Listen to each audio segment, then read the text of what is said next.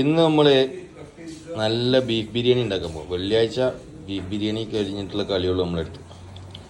അപ്പോൾ നല്ല നെയ്യോട് കൂടിയിട്ടുള്ള ബീഫ് ഏകദേശം നല്ല നല്ല ക്യൂബ് പീസസ് ആക്കിയിട്ട് നമ്മളെടുത്ത് നല്ല കഴുകി വെച്ചിട്ടുണ്ട്. ഇനി നമ്മളിത് കുക്കറിലിട്ട് അടിച്ചിട്ട് നമ്മളെന്ത് ചെയ്യും, ബിരിയാണി മസാല ഉണ്ടാക്കും. ആദ്യം നമുക്ക് കുക്കറിലിട്ടിട്ട് ഒരു 5-6 വിസിലടിക്കാം. അപ്പോൾ നമ്മുടെ ബിരിയാണിയുടെ ആദ്യത്തെ ഘടകം നമ്മൾ ഇഞ്ചി, വെളുത്തുള്ളി, പച്ചമുളകൊക്കെ പഴയ ട്രഡീഷണൽ ലുക്കിൽ ഇന്നേക്കൊരു പൊടി നമ്മൾ അണ്ണൻ കുത്തി ഉണ്ടാക്കുകയാണ്. തുടങ്ങി ബീഫ് ബിരിയാണി നമ്മൾ ആദ്യം എന്ത് ചെയ്യണം, ഇഞ്ചിയും വെളുത്തുള്ളിയൊക്കെ നമ്മളെ പരമ്പരാഗത ശൈലിയിൽ കുത്തി ഉടച്ച് നമ്മളെ സ്പൈസസ് ഒക്കെ ഇവിടെ സെറ്റാക്കി വെച്ചിട്ടുണ്ട്. പിന്നെ ഗ്രാമ്പൂ, പട്ട, ഏലക്ക, പിന്നെ നമുക്ക് ആവശ്യമുള്ള ഇലകൾ, പുതിന, മല്ലിച്ചപ്പ്, ലേശം വേപ്പില, സവാള, തക്കാളി, പിന്നെ മെയിൻ നമ്മളെ അസീലി ബട്ടർ. അപ്പോൾ എന്നത്തെ പോലെ തന്നെ ബട്ടർ ഇട്ടു.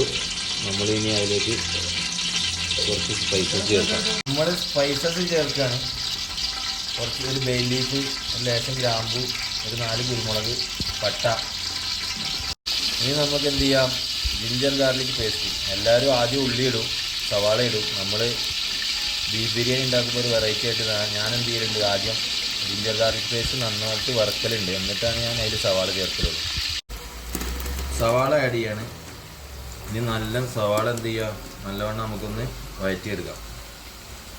ലേശം ബ്രൗണിഷ് കളർ ആവുന്നവരെ ജസ്റ്റ് ഒന്ന് വഴറ്റിയെടുക്കാം. നന്നായിട്ട് വഴറ്റാം.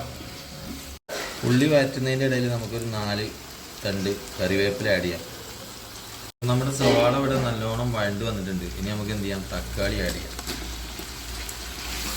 2 തരി ജീരകം ആഡ് ചെയ്യാം ഗൈസ്.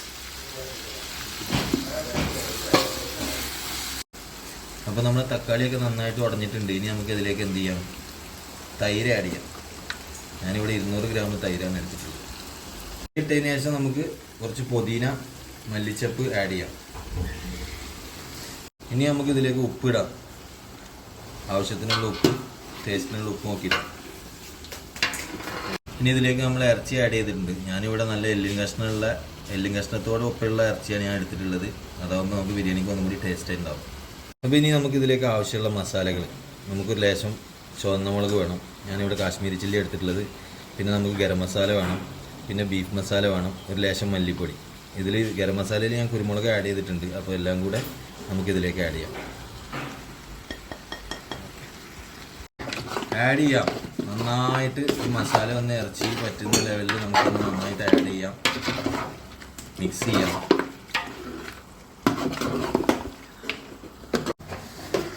അപ്പോൾ നമ്മളിനി ഇറച്ചി നല്ല മിക്സ് ചെയ്തിട്ട് നമ്മൾ എന്ത് ചെയ്യാണ്, ഇവിടെ കുറച്ച് നേരം അടച്ചു വെക്കുകയാണ്. എന്നിട്ട് സാധാ റൈസ് നമ്മൾ എന്നും പറയുന്ന പോലെ തന്നെ ഒരു ഗ്ലാസ് അരിക്ക് 1.5 ഗ്ലാസ് വെള്ളം. അതിപ്പോൾ എന്നും നമ്മൾ കാണിച്ചിട്ട് മടിപ്പിക്കണ്ടെന്ന് കരുതിയിട്ട് അത് നമ്മളിതിൽ കാണിക്കുന്നില്ല.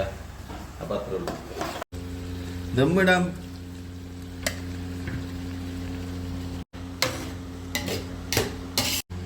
അപ്പോൾ ഇനി നമുക്ക് ഗാർണിഷ് ചെയ്യാം. ഗാർണിഷിങ് എത്രത്തോളം നന്നായോ അത്രത്തോളം ബിരിയാണിയുടെ ഔട്ട്ലുക്ക് കാണാൻ നല്ല രസമുണ്ട്. അപ്പോൾ ദമ്മ് പൊട്ടിക്കാണ്. ദമ്മ് പൊട്ടിച്ച് വിളമ്പാൻ പോകണം.